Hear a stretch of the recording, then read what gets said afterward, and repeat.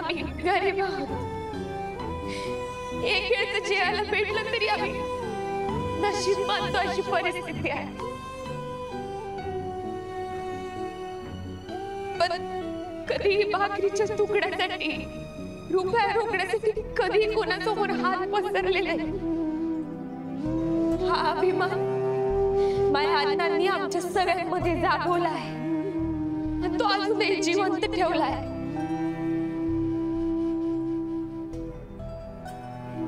माफ करा, मी लईच बोलले. पण कलाकाराला कला सादर करायच्या आधी गुरूंची आठवण येते. माझ्यासाठी तर माय गुरु अण्णाच आहेत. म्हणून लहानपणाचं सगळंच आठवलं.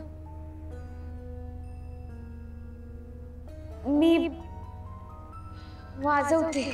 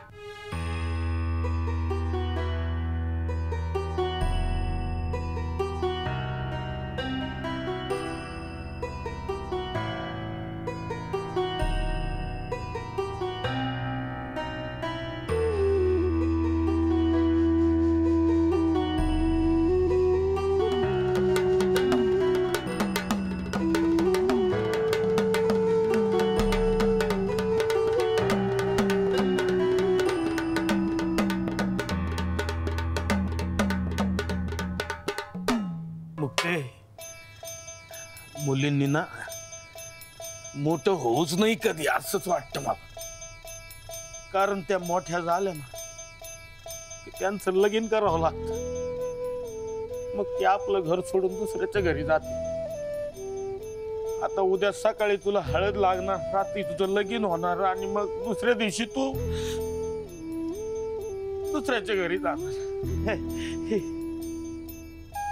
पण बाळा तुझं हे असं संबळ म्हणून डबड वाजवणं, तुझे भाबडे प्रश्न, बापाच्या जीवाची धडपड, या सगळ्या आठवणींना हे घर आपलं जिवंत राहील बरं का पोरी. अण्णा तुम्ही सगळे खुश राहा. मी कुठं बी गेले ना तरी संबळ वाजवे. तुम्हाला मावं लय कौतुक वाटत.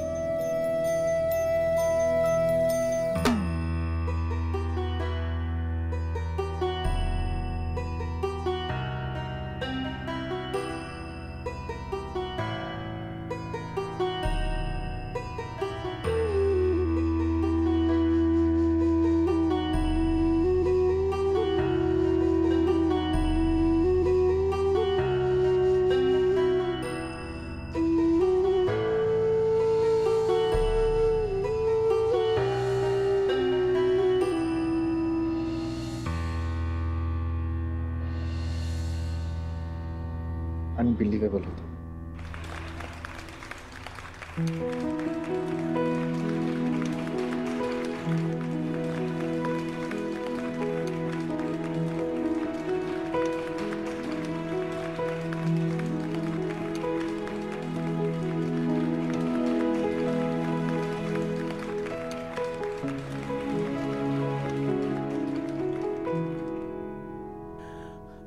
अगं धडपडणाऱ्याच्या माग देवी आई नेहमी उभी राहते. देवी आई तुझ्या सगळ्या इच्छा पूर्ण करीन. आओ झोपायला चला की. नाही नाही तुम्ही झोपा, मी मुक्तीला संबळ वाजवायला शिकवतोय.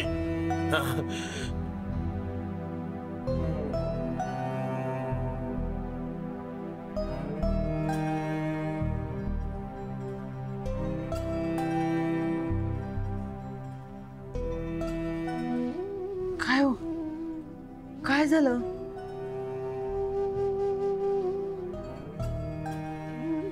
काय नाही, मुक्ताच्या लहानपणीच्या आठवणीत रमलो होतो जरा. रम काय रमायचं ते रम, आणि याच आठवणी उद्या तुला छळतील. तोंडावर दुःख असेल आणि जिभेवर मुक्ता नावाचा जप. मुक्ता मुक्ता कुठं गेली माई पोरी?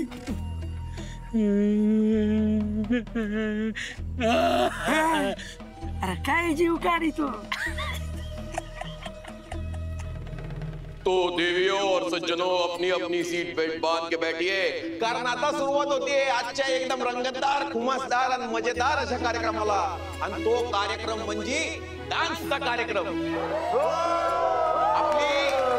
आपली मुक्ताताई आणि सारंग दादाच्या प्रेमाखातर घरातल्या सगळ्यांनी अतिशय मस्त मस्त असे डान्स बसवलेले आहेत.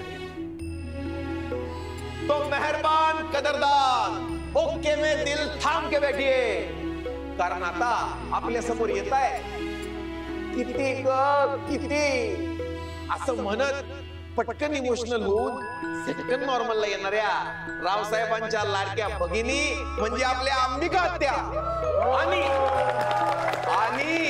त्यांचे मिस्टर पती धनी तुम्ही असता मनी देव दत्त उर्फ दत्ता भाऊ. जोरदार टाळ्यांनी आपण त्यांचं स्वागत करूया.